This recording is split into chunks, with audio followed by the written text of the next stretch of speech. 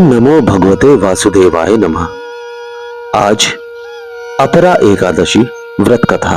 युधिष्ठिर कहने लगे कि हे भगवान, ज्येष्ठ कृष्ण एकादशी का क्या नाम है तथा उसका महात्म्य क्या है, सो कृपा पूर्वक बताइए।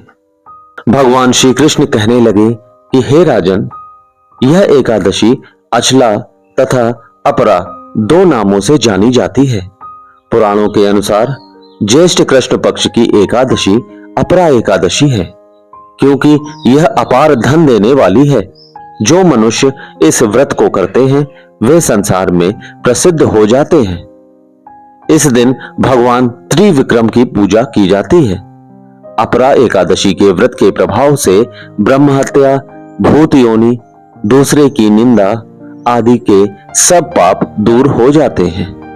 इस व्रत के करने से पर स्त्री गमन, झूठी गवाही देना, झूठ बोलना, झूठे शास्त्र पढ़ना या बनाना, झूठा ज्योतिषी बनना तथा झूठा वैद्य बनना आदि सब पाप नष्ट हो जाते हैं। जो क्षत्रिय युद्ध से भाग जाए वे नरकगामी होते हैं, परंतु अपरा एकादशी का व्रत करने से वे भी स्वर्ग को प्राप्त होते हैं।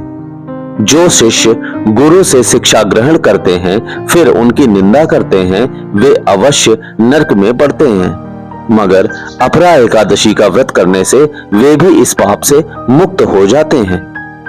जो फल तीनों पुष्कर में कार्तिक पूर्णिमा को स्नान करने से या गंगा तट पर पितरों को पिंडदान करने से प्राप्त होता है, वही अपरा एकादशी का व्रत करने से प्राप्त होता है। मकर के सूर्य में प्रयागराज के स्नान से, शिवरात्रि का व्रत करने से, सिंह राशि के बृहस्पति में गोमती नदी के स्नान से, कुंभ में केदारनाथ के दर्शन या बद्रीनाथ के दर्शन, सूर्य ग्रहण में कुरुक्षेत्र के स्नान से, स्वर्ण दान करने से अथवा अर्ध प्रसूता गौदान से जो फल मिलता है वही फल अपरा एकादशी के व्रत से मिलता है। यह व्रत पाप रूपी वृक्ष को काटने के लिए कुल्हाड़ी है, पाप रूपी ईंधन को जलाने के लिए अग्नि है, पाप रूपी अंधकार को मिटाने के लिए सूर्य के समान, मृगों को मारने के लिए सिंह के समान है। अतः मनुष्य को पापों से डरते हुए इस व्रत को अवश्य करना चाहिए। अपरा एकादशी का व्रत तथा भगवान का पूजन करने से मनुष्य सब पापों से छूटकर विष्णु लोक को जाता है। इसकी प्रचलित कथा के अनुसार प्राचीन काल में महीध्वज नामक एक धर्मात्मा राजा था। उसका छोटा भाई वज्रध्वज बड़ा ही क्रूर, अधर्मी तथा अन्यायी था। वह अपने बड़े भाई से द्वेष रखता था। उस पापी ने एक दिन रात्रि में अपने बड़े भाई की हत्या करके उसकी देह को एक जंगली पीपल के नीचे गाड़ दिया। इस अकाल मृत्यु से राजा प्रेतात्मा के रूप में उसी पीपल पर रहने लगा और अनेक उत्पात करने लगा। एक दिन अचानक धौम्य नामक ऋषि उधर से गुजरे।